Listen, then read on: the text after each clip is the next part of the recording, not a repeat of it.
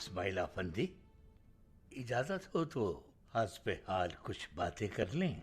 जी ज़रूर करें, मुझे तो सारी बातें पता हैं, नमाज और रोज़ा तोड़ने वाली बातें भी और वुज़ू फासद करने वाली भी। जरूर तुम जानते होगे, क्यों नहीं पता होगा तुम्हें? मैं तुम्हें ये बातें नहीं बताने लगा, तुम्हें तो ये बातें हमसे बेहतर मालूम होंगी। ढेर सारे शेख आफंदी और मुफ्ती आफंदी आपको ये तमाम बातें बताते ही रहते हैं, कई बार बताते हैं। वो बताते तो हैं, मगर ये न समझना कि दीन बस यही है। अब तो ये हाल हो गया है कि लगता है कि ये दीन वुजू करने के तरीके और रोजा नमाज फासिद करने वाली बातों के सिवा कुछ नहीं है। रोजा रखना, वुजू करना, नमाज पढ़ना ईमान के बाद आता है अजीजम।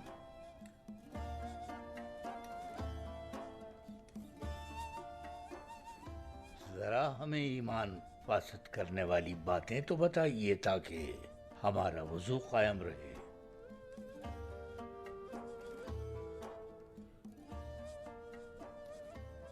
बताइए ना मुफ्ती आफंदी, रोजे को फासिद करने वाली बातें याद रखना कोई बड़ी बात नहीं। आप बताइए, ईमान को फासिद करने वाली बातें कौन सी हैं, ये बताइए ना।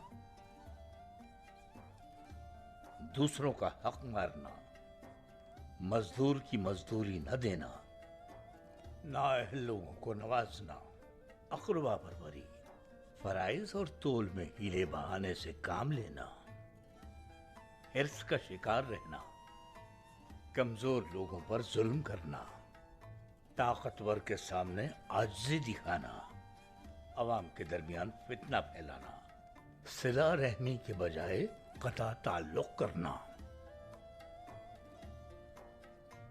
अपने दोस्तों से हसद रखना,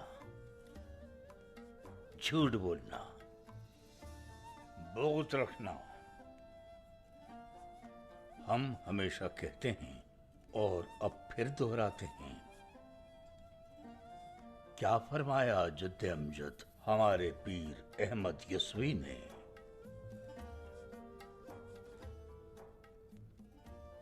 आंसुओं से भी धोखा देते हैं, रोज बातों से अपनी भरते हैं, खुद को वो आदमी समझते हैं, आए ये नाक़िबत अंदेश शेख। अपने सर पर पहन के वो पगड़ी आरजू करते हैं मुरीदों की, इल्म से उनका वास्ता है ये नाक़िबत अंदेश शेख। दुनिया को सीने से लगाते हैं, मुश्किल आए तो भाग जाते हैं, फतवे कुफ्र के लगाते हैं, आए नाक़िबत अंदेश ये शेख। समझो तो ये ऐसा ही मामला है।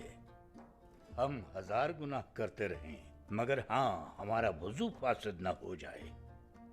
हमें हाथ मुंह कैसे धोना है हम जानते हैं, हम इसका इलाज और हल भी जानते हैं। नमाज या रोजा कज़ा हो जाए तो उसका इलाज भी जानते हैं। तो ये बताइए मुझे, ईमान को फासिद करने वाले तरह तरह के गुनाहों का क्या इलाज है फिर? इसका क्या नुस्खा है? कहां से मिलेगा इन गुनाहों से बचने का नुस्खा? है कोई हकीम इसका?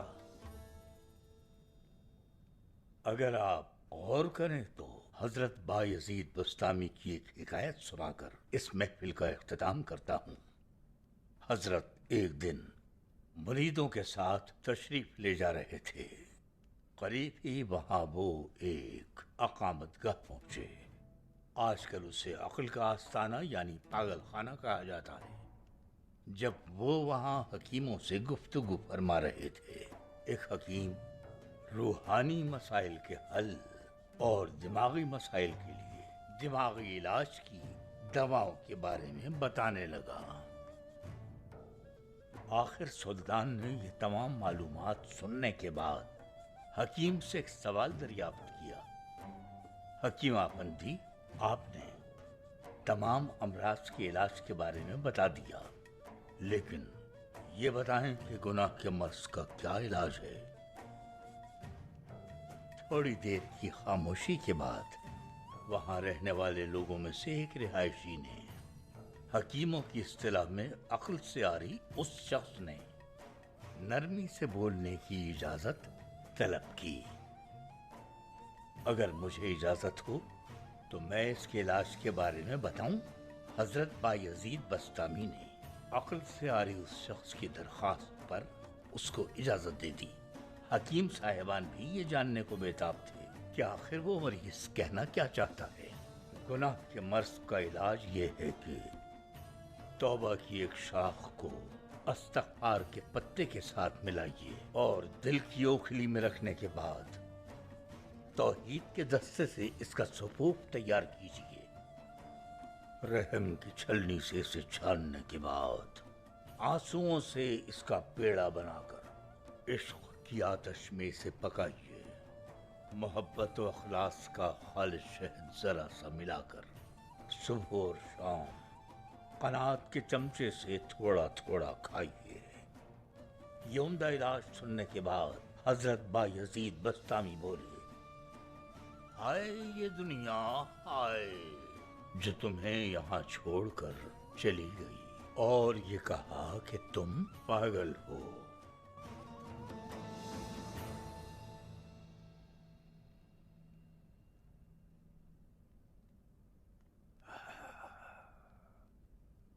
बस इतना काफी है साथियों।